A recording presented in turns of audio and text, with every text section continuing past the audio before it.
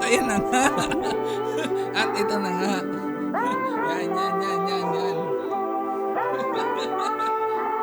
Yan. Si Jimmy, umiihi pa. Sisimula na kami na ni Bert. Saan ba natin? Sana natin, pre. Kamusta ka naman, Bert? Kamusta ka naman? Okay naman. Ano bang ano ngayon? Abang gano'n na. Ano na, kalang mid-July na ito. Lakas ang kalendaryo ni. Okay naman. Medyo drought. Ay, dry season ngayon Dry eh. season ba? Nag-uulan. Hindi, sa atin, sa ano. Nag-uulan na Sa tayo. ano natin. Nagpipredict tayo pa rin para tayo si Mang Tani. Mang Tani. Hindi, sa ano natin sa trabaho. Medyo dry season ng ano. Birahin mo, Jim. Nakataya na nga. At ayan na nga. Ayan pala. Ayan pala yung tunay. Ayan pala yung tunay. At nagbabalik. Babalik. Ayan pala yung tunay. Sorry, Jim. Na-excite kami, na-excite. Hindi. Tatawag ako ng rest back. Kamusta, Jim? Kamusta naman? Kamusta? Ito. Ox na ox. Kamusta buhay? Happy. May mga pinaano ka ngayon sa ano nyo? Sa? Sa neighborhood? May mga update ka? May updates pre. Medyo established na yung homeowners association namin. So, hopefully tuloy-tuloy na kasi ibang management na eh. So, Nagpapalit pala. nagpapalit yan pre, Ano ba yan? nagre-election. Yearly yan. Hindi naman. Hindi naman, depende sa ano. Pero matagal na kayo dyan, di ba? Oo, nung nakalipat kami 2022 nung panganak ni Taytay. Tagal na nga. Oo. Ano ba, mga homeowners, Jim, may angasan din kayo sa ibang homeowners? O wala? Oo. O meron? May ganon? Pre, yung ibang homeowners naman kasi pre, ang gaganda ng mga bahay nila tsaka mga iba yung mga unit nila eh. Kaya talagang tapos puro mga mga expander, yung mga Sa inyo e-bike. ayan. Ano yan? Parang ganun ba? Parang angasan Oo. talaga. Tangina. Pero ano ka ba? Member? Ay, ano ka parang may position ka sa homeowner? magbabalak pa lang. Pero papasukin natin yan. Ano ba requirements? Kailangan mo rin ng expander? Kasi paano ka aangas sa ibang sa ibang homeowners? Paano mo Ganyan. lalabanan? Baril na. Gago, hindi pwede angasan baril doon. Angasan pala eh. Totoo Parang ka. parang mga kinakaingitan na homeowners, ganun ba yan? Hindi naman, parang syempre, na lang din. Pero nagkakatalo naman yan pag nagkakaroon na ng paliga eh. Yung per... Malakas yung niya, neighborhood niya. Oo, yung medyo, team niya. medyo malakas yung namin, yung village namin. Yun. Oo. Kaya ang secret dyan, pagka pag may mga nagtatanong sa GC ng HOA, sagot ka tapos tulong-tulong ka rin para makilala, bumango yung pangalan mo. Rekta agawad na tayo yung gusto mong planuhin. Parang hindi Hindi diretso ka ng kagawad eh. Bakit hindi? Joke lang. Kinano ba? Baka naman nag-i-import kayo pre ng sa basketball team nyo. Hindi, mga legit na yun. Legit na homeowners. Kasi yung ibang mga players rin eh. Rin sila. Parang yung committee ng basketball, nagre-restrict din sila na dapat yung Taga players doon lang. taga doon lang din. Lugi naman kasi kung Oo. Paglaban nyo, nandun si Elter Brand, no? Putang ina. Pero pre, Elter Brand yan ah. Homeowners to eh. nag-import nagbayad one game lang championship na kasi. Pero ang delegation pre kasi may mga homeowners rin na Nigerian. So Ay talaga? meron. Putang ina. Sabi Paano ko, nyo lalabanan yun? kaya nga sana mo lang sumaling Nigerian kasi mga na yun eh. Mga lalaki Mga nun default, na yun, pre? Oo, mga matic na yun pre. Hindi, papayag kayo. Kunwari, may yung isang, Nigerian yung kalaban niya. Tapos kayo, ayun, nakukunin nyo si Elter Brand. Bike na kayo. Papayag kayo. Payag na. Elter Brand versus tatlong Nigerian. Oo. Ayun, may Helter brand din. Laban nyo, pre. Kahit tingin ko, yung mga Nigerian, kailangan lang niya ng mga point guard maliliit. Si Elter Brand, kailangan ng isang malaki. Okay. Lalaban niya si Elter Brand. Palag Oo. sana. Sige. Ko doon, i-suggest ko. Sabi mo sa nyo, Pag yan, tatlong Nigerian na sumali na yan, pre, tawagan nyo Celter Brand. Sabihin nyo kamag-anak ko. Dito nakatira. Taga dito yan sa Purok 2. Ay, hindi, ano ba tawag sa inyo, ma'am? Sa Windsor Street. Street. Ano ba yun? Per street ang labanan? Oh, Hindi, ano naman, per face. village. Per village. Per village. So, bali may parang ano kami. May ano kami. Tindi nyo pala. Oo. Marami yun. Kaya ito, sana ay manalo. Para Celter Brand, mag-prepare ka na. Baka baka matawagan ka namin. Kailangan namin ng ano, rest back. Oo, na race back. Laban sa tatlong Nigerian. So, speaking of ano pre, basketball. Kayo ba? Nakapag-basketball pa? Hindi na eh. Yung laro ko lang dati, yung mga invite ni Jeff. Doon lang din ako eh. Kaso di rin ako nakakapunta. Wala na eh. Sayang nga eh. Maganda sana ituloy yun. Maganda ano yun eh. Mm. Kasi kahit na hindi naman ako napapasahan, takbo-takbo lang ako. Parang exercise na din eh. Para maka ano, papapawis. Si Bert yung mga may kwento din, di ba? Parang iimatayin ka. Uy, paano kasi lima lang kami dumating eh. Walang kasabi. Putik na yan. Ako eh, sumali lang naman ako para magpapawis. Putik.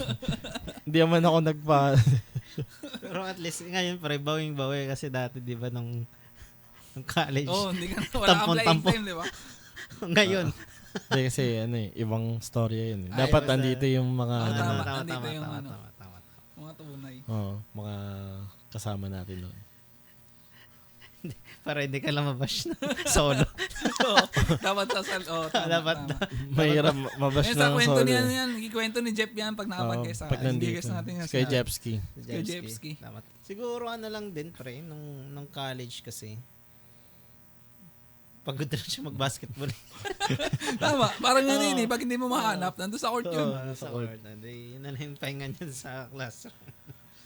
Si Happy Man. Happy Man nga yung tag natin nun, di ba? Lagi naangit eh. Mabait na bata yan siya na, Jeff. Sana pagpalain. Ano bang mga topic natin dyan, Jim? Bagong ano? Sige, Anong ano kwentuhan natin to? tayo? Ano, pre? Mag-ano tayo ng ano, ng yung parang plinano natin pero hindi natuloy or nag-fail. Pero memorable siya. May mga ganong Parang ano ba- class banding trip pa natin. Putang na. Naalala ko na suggest na ano, Itbulaga. Magpapa-showtime pa, no? Wala rin eh. Wala din. Ano ba? Ano bang may plano ba tayong ganun?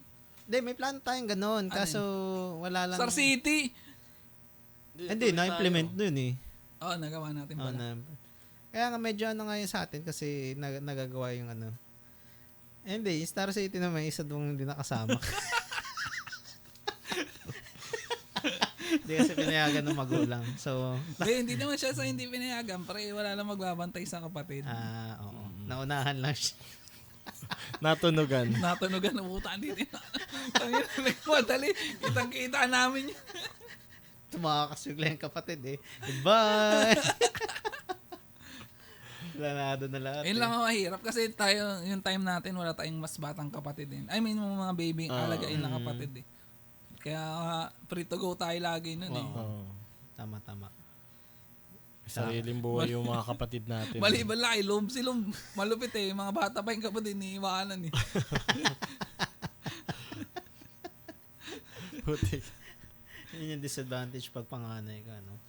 Tingnan mo yan. Cargo mo yung kapatid niya. Buti nga wala tayong ganun. Ano pa, Jim? Ano pa yung mga ano dyan? Nakalista ba yan sa'yo? Nakalista dito pre, marami tayong topic. Sige, ano yung parang pinaka-favorite tambayan spot nyo? Tambayan? Sige, kahit wag na yung sa college yung ngayon. Ngayon. Wala bahay lang ako. Wala akong Bahay tambayan ka. ngayon. Or nung binata ka. Nung binata ako. Oo. Binata ka pa rin naman ako. Si Bert. Si Bert. Ano ba? Or, Di rin kasi ako palabas talaga eh.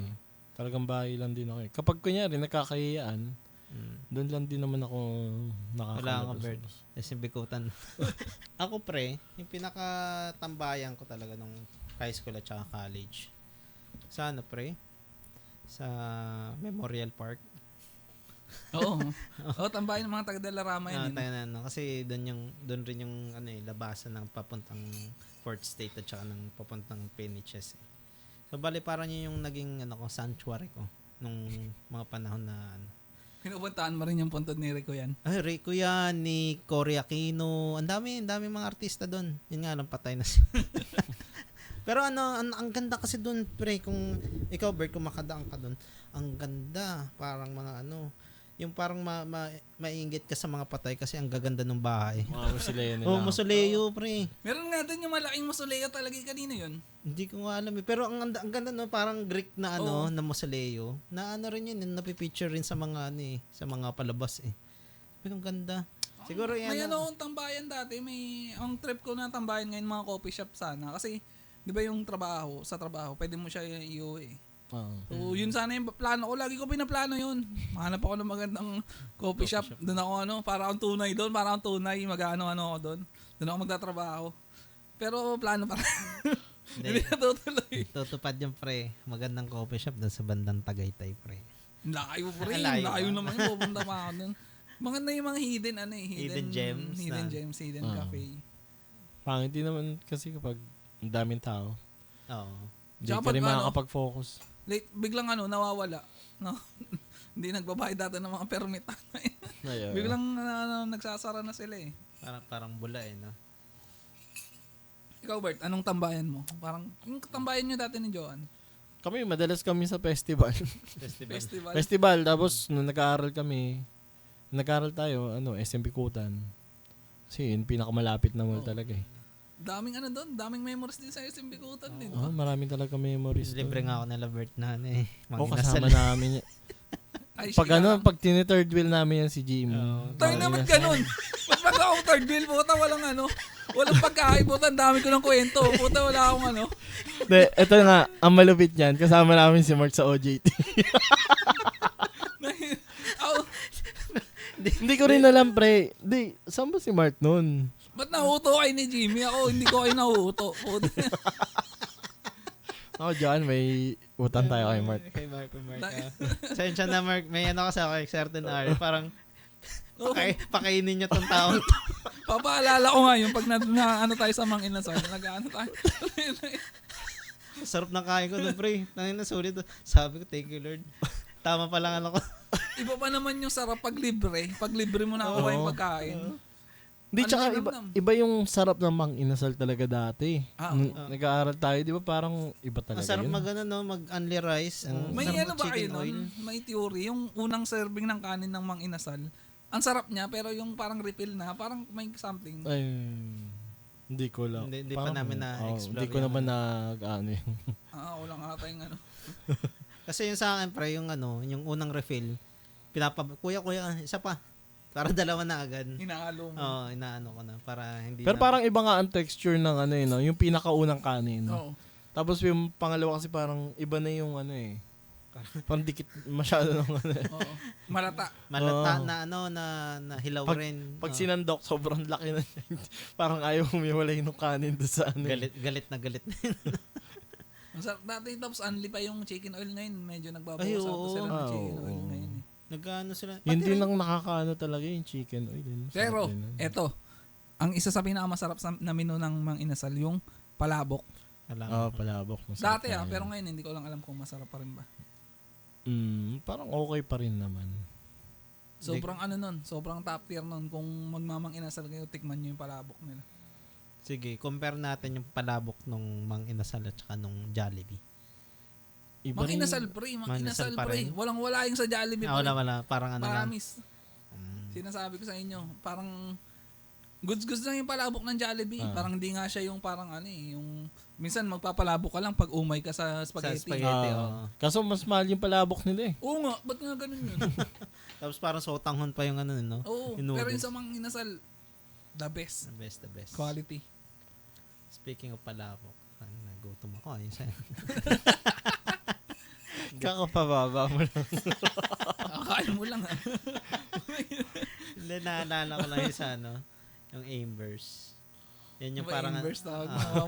Parang social Alam mo, di ba yung may nun, ang Ambers ay walang S? Amber lang talaga Amber siya. lang. Oo, yung sa certification nila. Oo. Na, Pero, sino ba May nagkwento niyan? Yung prop ba natin yun? Hindi ko alam, pero basta walang S ang Ambers. walang Ambers. Amber lang pala talaga Amber. siya. Kasi pinaikli siya, ang dati nilang tinda ay mga hamburger. Tangin na, benta pa yan. Kaya nung naano na sila, hindi na nila makita rin yung mga hamburger. Kaya nag-focus na lang sila doon sa... Oo, ginawa na lang nila Ambers. Ano yun, pre? Ano yun, pagka mga handaan, yung parang isang option kung bibili ka ng mga...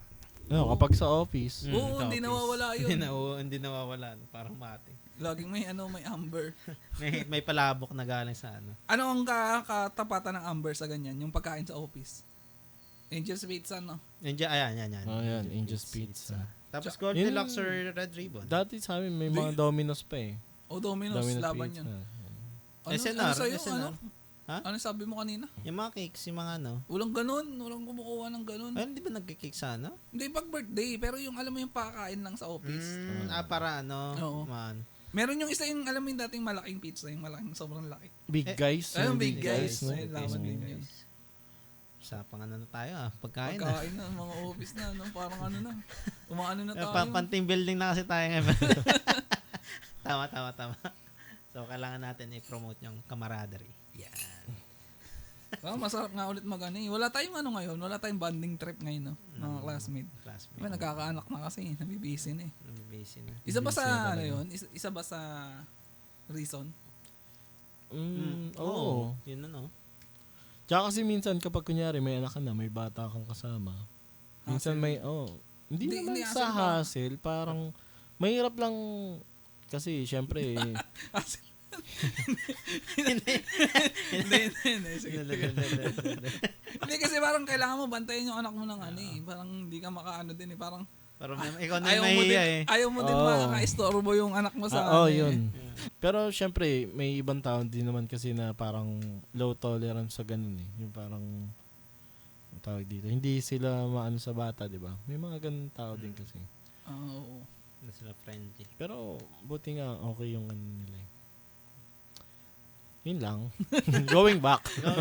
Going back. Ba't nga hindi tayo nakakapag ano ngayon? Lately parang 2 to 3 years na tayo walang ano ata ulit ha. Ano pre, kasi nga, yun nga, di ba, na nagkatrabaho na tayo. So parang yung circle of friends rin natin, nag-iba na. Baka may ibang trip na rin sila. Minsan, baka addict na yun. Nagpariwala na naman. Kasi marami na rin nagka-anak sa atin, kapamilya. Oo. Dati si Nelly lang, di ba? Oo. Tapos si Jimmy. So ikaw ba second placer natin? Nagkaanak. Tapos sunod si Kel. Si Kel. Tapos dalawa na kayong ano, ayan. Si Bert at saka si ano. Si Jeff. Limang baby na. Ang ano na natin. Yan, maganda yan. Marami yung ano natin. Ayun, parang nape-pressure na ako. Pag nakikita-kita tayo, dala-dala niyo yung mga anak niyo. Hi, Ninong Mark! Lugi, wala pa akong ganti sa ano. Sa... Talagang, katasan mo lang yung ninong mo. Habang wala pang anak yun. Ayun, batiin mo si Tito Mark. Wala pa ROI Hindi, pero pinaplano ko yun para pagdating ng panahon, mas mapepera na kayo eh. So, mas ano na. Established na. Ito lang, puhunan nyo. Ay, yaman nyo na. Ito na yung regalo nyo sa anak ko. Pwede ko kayo sumbatan ng ganun. Yan. Nag-grant eh, no? Putay na. Galit dun na. Hindi, ano naman yan, pre? Darating yan, pre. Alam ko. Kaya yan, Mark, no worries. Bawi ka lang next episode. Sige, ano yung kayo mga ano, yung mga... Ilista mo yan, pre. Ilista mo yan. Oh, pre, buta. Parang ano, mga ilang taon pa siguro ako eh. Pero pinakapaldo naman sa atin si ano eh. si Jinel. Si Jinel, ayun talaga malapit yun. Ilang taon na eh. Hindi, ang maganda gawin mo, Nel, kunwari, mga 10 na si Nelly, yung parang nahihiya na tumanggap na regalo. Gawa ka bago ulit. Para para merong ano, merong ano ulit. Merong ano ulit na ano. Pero pwede pa ba niya tayo kunin ulit sa pangalawa niya? Kung makapal mukha niya. Kukunin tayo yan. Depende naman. Pwede, wala namang ano eh. Usually naman, dati naman kasi, yung pagkukuha ka ng ninong, kasi para lang ano, may connection pa rin kayo ng tropa nyo. Kunwari, ninong na siya nung isa mong anak. So parang hindi mo na siya kukunin eh. Kasi, may connection na kayo eh. Parang So, mas lumaki lang yung network mo na. Oo. Network na hinga ng... Oo, hindi naman bawal yata eh. Pero parang wala lang gumagawa. Ngayon, gawin mo. Ikaw kauna-una ang gagawa. Patunayan mo, nakaya mo. At ayan. Maraming salamat sa ating mga listeners. Hanggang sa muli. Paalam. Alam.